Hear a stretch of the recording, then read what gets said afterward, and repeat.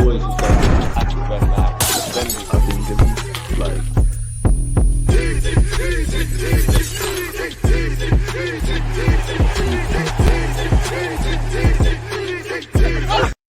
Victor Gyökeres interview. Victor Gyökeres, number 14, plays for Arsenal. I can't believe we finally got there, but we have time to accept it. And now let's see him bang the ball into the back of the net. Why he joined Arsenal, amazing Thierry Henry, and writing his own story. Victor Gyökeres is number 14, is already breaking sale records for Arsenal supporters, which shows you how long we've been waiting for a striker. The jersey has a special significance. Their new centre forward will wear the same number as their club's record goal scorer Thierry Henry. But Gyökeres has rejected comparisons with the legendary Frenchman. I mean, apart from wearing the number and asking, like, can you live up to the number? Is the number too big? You know, should he have got Gabriel Jesus' number? I mean, when you pull back the excitement for every Arsenal fan, I very much doubt there's been comparisons with the great man Thierry Henry. But we hope you play to the level, naturally, where that might be a conversation one day. Of course, I know about the history. Of course, I know about the history.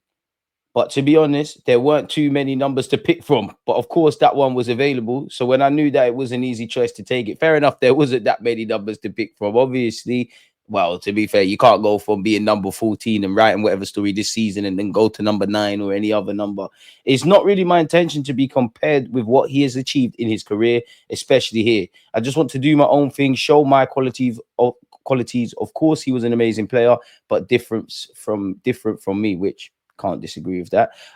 He apparently, Mikel Arteta said his willingness to take the number 14 was a sign of self-belief, and he used the word conviction, which is great. That's the first thing I noticed when I spoke to him, said the manager. Someone very determined, someone that was already really attached to the club. The way he was talking about the club, the history, and in this case, Thierry, and what the shirt represented, he straight away felt it. And when you feel it, go for it. Fair play. He said as well, I think I have enough expectations on myself. I'll try to perform. To be honest, it's not really up to me how people think or expect. And that's true. All you can do is be accountable for your performances, and then all the positives, the negatives, the talking, it's already written in it. It's going to be decided by external factors. He speaks very good English. You know, obviously he's lived in this country before. And I do think for native English speakers, people underestimate the ability to speak English or another language just as a life skill, because, you know, he's no different from another skilled migrant, like a chef that, I don't know, is born somewhere in Asia and he's gone to England or America, etc. Footballers are kind of like that.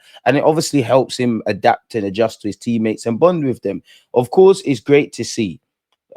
That gives you extra motivation coming into it. I'm just looking forward to starting even more, obviously, when speaking about the reception he's been given. It's been a new experience. I haven't really been in that situation before. It's been a lot of waiting from my side. I wanted to come here, but it wasn't that easy. But I'm finally here and it feels great. I tried to train as much as possible by myself and keep the day going. A lot of days were the same kind of routine. I woke up, trained, had dinner, then went to bed again. It was like that for a few weeks, but it was worth it for sure. I felt that they wanted me here when asked about why he wanted to join. But also because it's a very big club with a lot of history, I just felt that I really wanted to come here and be a part of this club. Of course, there were other clubs, but I didn't feel it was a difficult choice. Obviously, it's the best league in the world. So, of course, that was always a goal to play in the Premier League. So when I felt it was the right time, I didn't hesitate to come back. I think it makes things easier. I'm used to the weather and everything around, so some aspects I think help. But of course, there are a lot of new things as well, a new group, a new idea of playing. I think I need to adapt as well, which is facts, people. He obviously was a previous teammate of Benjamin White. I've been speaking with him a little bit. It's great to see him and all the other teammates. I think there are a lot of players from Portugal who have done even better in England. It depends on who you pick. It's difficult to compare one player to another and how they're performing in a different league, because there are a lot of different factors. Not only a better league, but if you play in a better team, that also makes it easier, especially if you're an attacking player. So let's see, people. He just said to try to use my qualities as much as I can, obviously when speaking about Mikel Arteta potentially adapting. But I haven't been here too long. I've only done one training session. I think I have to do a few more to come into it even more. So far, it's been feeling great. I'm looking forward to doing even better. When asked about Martin Odegaard said we can speak our own languages and Scandinavians always bond well together. In that way, it's been really natural. Hopefully, it's a natural link up on the field. Every new player will always try to help them in the best possible way. I think you've all seen what he's done in his career so far, especially the last season at Sporting. The numbers speak for themselves. But he's a very complete player. He's physical, strong, fast, good finisher, intelligent as well. We can also see the hunger and energy that he brings. Apparently, he's rejected the idea he's the missing piece of a title-winning jigsaw. He said, "I think you need everyone on the pitch. To be honest, you need all 11 on the pitch and people on the bench as well to make that impact. You need a whole team that are together and play together. Then I think you have a very good chance to have a great season." What do you lot make of that, people? This is completely random, but apparently industry experts expect Harry Kane to return to the Premier League after the 2026 World Cup. Should we want to bring Eze home? Should we bring another former Haylender home? Now, you would have seen Ben Jacobs and several journalists speak about Eze. Arsenal still have Eze high in their thinking, as exclusively revealed. Some initial talks have now taken place with Crystal Palace, who made it clear Eze's 60 plus 8 million release clause would need triggering or matching. Arsenal now considering whether to make a bid and try at a lower number to test that position. Eze's keen on the move. He then followed that up by saying Arsenal in talks with Crystal Palace over Eze. Palace seeking Eze's release clause triggered or matched. Palace want 35 million upfront in any deal. Do you think we'll do that? Do you think we'll get Eze? Smash the like button. Let me know. Eze remains keen on the move. An Arsenal bid outside of the clause is still anticipated. Whether that gets accepted is another thing.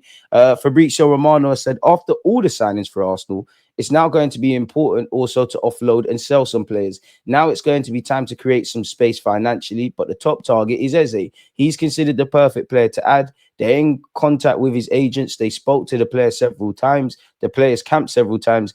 Eze is very tempted by this opportunity. They still didn't speak to Crystal Palace, which if we don't do that, this move doesn't go anywhere. So let's see how those conversations will go in August. We all know how complicated it is to negotiate with Palace, but Arsenal will try. Sky Sports has said Arsenal remain interested in Eze, but the focus is on sales for now. After making 6 signings in this window, the club have open dialogue with Eze's reps. His release clause is worth 68 million. It's understood he'd be open to the move. In terms of departures, Fulham remain in talks over a loan deal for Reece Nelson, which doesn't help us take him on permanently, while it's thought the club will listen to suitable offers for Zinchenko, who apparently is also in talks with Fulham. Fabio Vieira has been linked with West Ham and Albert Sambila Congo, where there's been radio silence. Borussia Dortmund are interested in Trossard. We've heard Napoli, Atalanta, Borussia Dortmund, 2 unnamed clubs in the Premier League, Crystal Palace, a move to Saudi, Fenerbahce, and actually staying at Arsenal. Who knows with Trossard? But he does feel like on top of the players that clearly need to leave and will leave, or we hope Berta will flog them on, Trossard might be one to go. And I do think Trossard's a bit disrespected. It's fine to question if he's a regular starter, but Arteta is not flooded with great attacking signings. We just need to upgrade. I think people underestimate what Trossard actually, if he stays, could offer to the squad, and also what he's done. Arsenal are not actively looking to sell, but Trossard may find game time limited following the arrivals of Noni Madueke and Leandro Trossard. And again, with Zinchenko and Nelson in talks, we could see some progress. Unpopular opinion, if Zinchenko does leave, I think we need a left back, because you can't expect Lewis Kelly to play all of the 38 games, 90 minutes. And also, if we conservatively, we could be playing 60 games. And I do feel, with Calafiori and Miles Lewis Skelly, and worst comes to worst, Timber could go over there. But as we saw with last season play out, and actually Calafiori's injury record, I don't know if that's the most sensible way of going about it. But yeah, people, you have also seen our rumors Arteta is keen on keeping Zinchenko around as a squad option. Again, Trossard's linked with a bunch of clubs. It's for the best Reece Nelson departs, people. Arsenal unlikely to make more additions despite funds. So it just tells you financially we can, whether we will or not is another thing. This financial expert, who again, nobody's seen the balance sheet at Arsenal, I think it's unlikely we'll see them go big again this summer, because there's a striker, there's a defensive midfielder in there, there's a goalie which needed sorting out. I think that's a decent outlay for them, and it's affordable. I don't see them going bigger, but as always, don't rule it out, because those clubs, really, that elite end of the Premier League, they can almost spend what they want to a degree within a particular cycle. The other side of that is you've got to be careful how that tracks over 3 to 4 years. Unless you're Chelsea, you're not going big every single summer. You're doing it in pockets, which I think is what Arsenal are looking to do here. So we'll have to see. And once again, apparently Trossard has received Premier League offers. Arsenal are still well placed to sign Eze. Apparently, the state of play we're about to find out. We've been linked with Rodrygo. Every now and again, we're actually linked with Rafael. At this point, I'm not going to keep saying the same things. We all know about the deal and all those sort of things. Apparently, Crystal Palace are not expected to make things difficult in this deal, but do want to find a high-quality alternative before agreeing to the move. Although Arsenal appear to be willing to match Eze's release clause, a bit conflicting for what we just read, Palace have not been placed under any obligation to sell because their London rivals want to structure the deal in a different way. Money there for the deal. Football Transfers has been told by sources Arteta has seen the left-sided position since the beginning of the window close to importance he attributed to finding a striker. With Gyökeres now safely at the Emirates Stadium, I mean, you did buy Noni Madueke, who can deputise on the right. We're led to believe he could be playing on the left. Arsenal's interest in Real Madrid winger Rodrygo is not over, and Mikel Arteta is reportedly formulating a plan that would allow the Gunners to sign the Brazil international. Do we really believe that? The 23-year-old situation at the Bernabeu is unsolved. Real Madrid are reportedly open to allowing him to leave if he issues a transfer request. He's currently on holiday in Ibiza. With talks expected between the player and the club this week, they've slapped an asking price of 100 million euros. The key to Arsenal's plan is Leandro Trossard.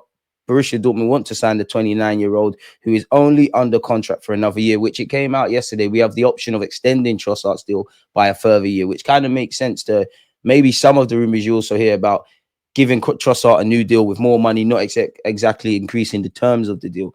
If the Bundesliga club offer the Gunners a deal in the region of 15 million euros, the Spanish source indicates they will accept the offer. With Dortmund targeting experienced talent at an affordable price, such a deal ticks a key box for the Bundesliga club.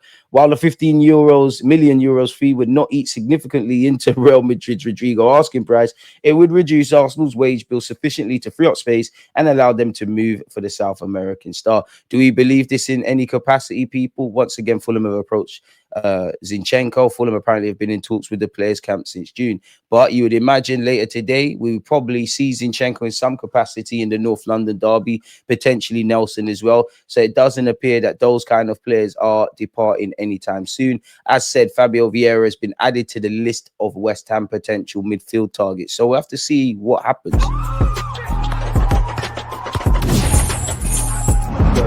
always just like, I think, like,